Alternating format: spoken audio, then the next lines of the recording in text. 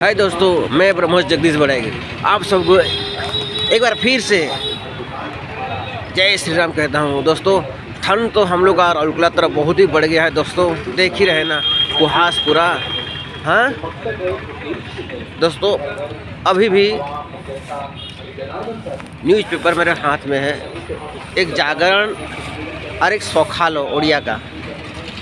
इसमें कल हम लोग का रांची के सनातन भाइयों ने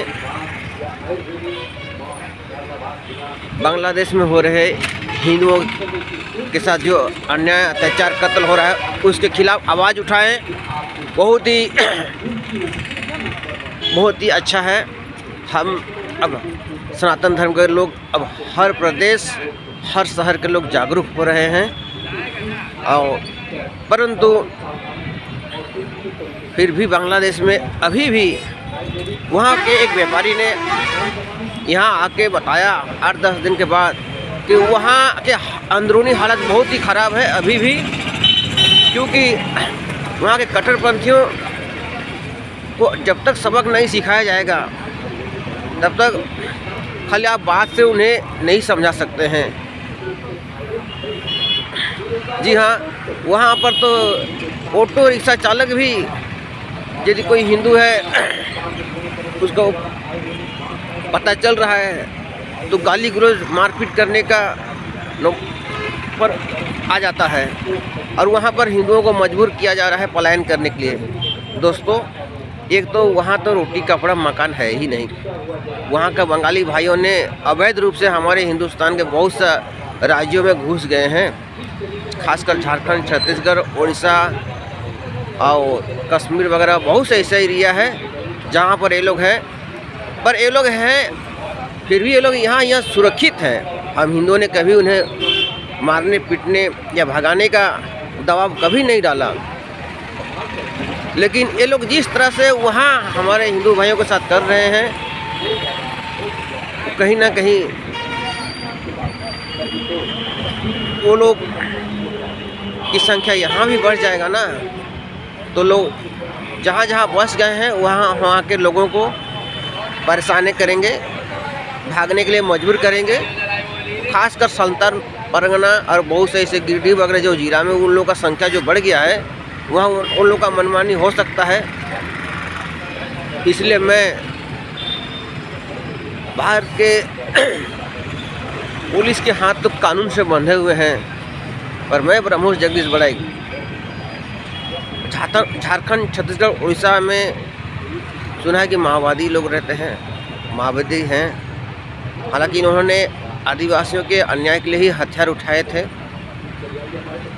गरीब आदमी के अन्याय के लिए ही ये लोग हथियार उठाए थे।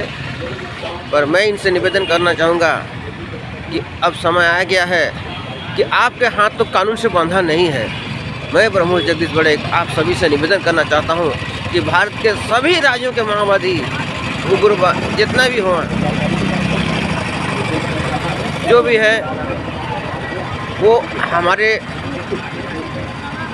सरकारी पुलिस वालों को निशाना ना बनाए और गांव-गांव, घर-घर जा कर के हर स्टेट में जहां पर भी बांग्लादेशी लोग हैं वहां जाके उन्हें 48 घंटा का मोहलत दें कि भाई आप शांतिपूर्वक चले जाएं। यदि वो शांतिपूर्वक नहीं जाएंगे तो बाद में आप लोग को तो आता ही है किसे सबक सिखाया जाता है बोल के।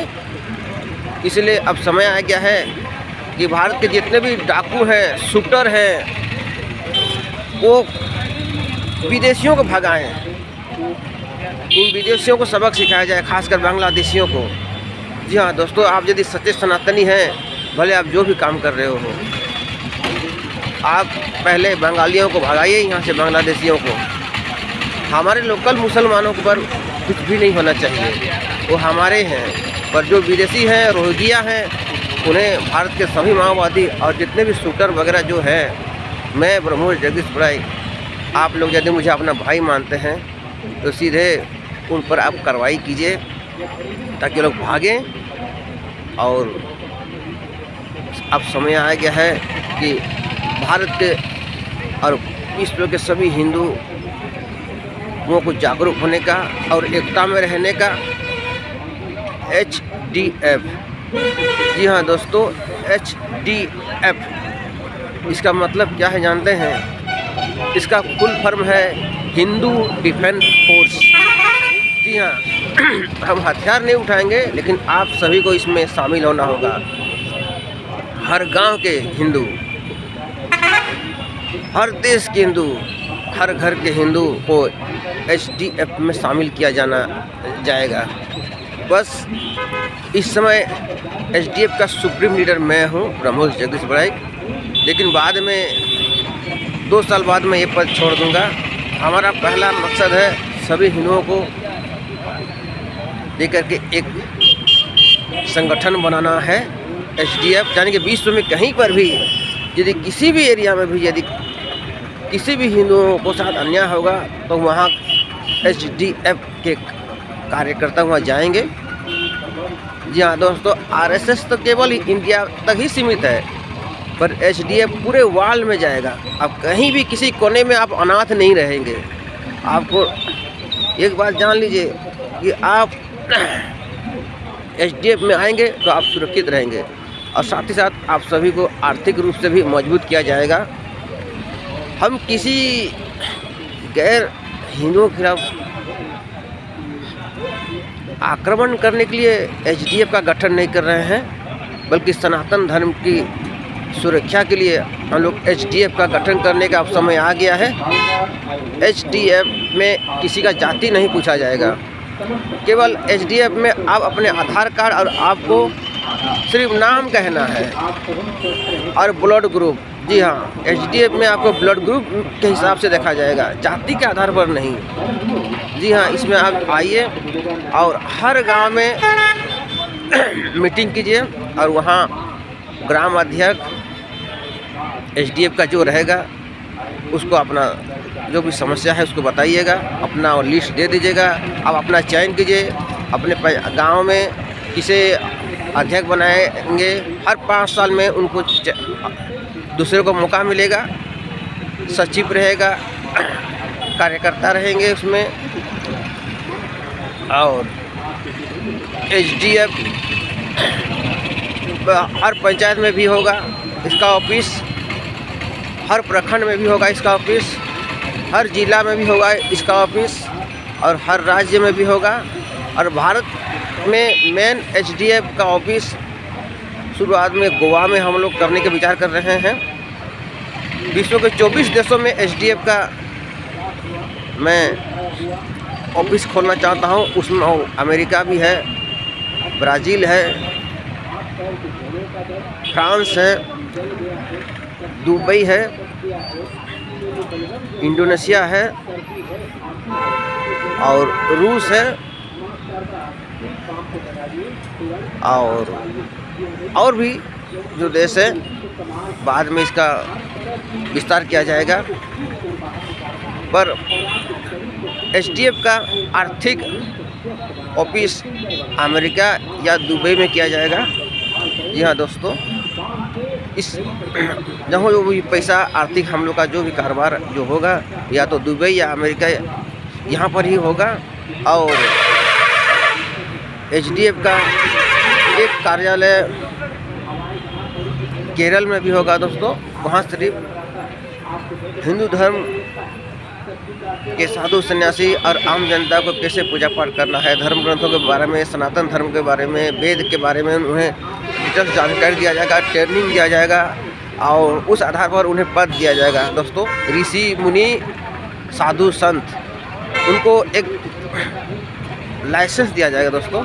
आजकल नकली साधु संत भी भूल रहे हैं ना दूसरे धर्म के लोग, पर केरल में जो ऑफिस बनेगा उसमें आपको आपके डिग्री के हिसाब से, आपको शास्त्र ज्ञान के हिसाब से आपको एक प्रमाण पत्र दिया जाएगा और बैच भी दिया जाएगा, जिसमें विश्व के भारत के 4 शंकराचार्य और दूसरे देशों में भी शंकराचार्य का गठन किया जाएगा दोस्तों।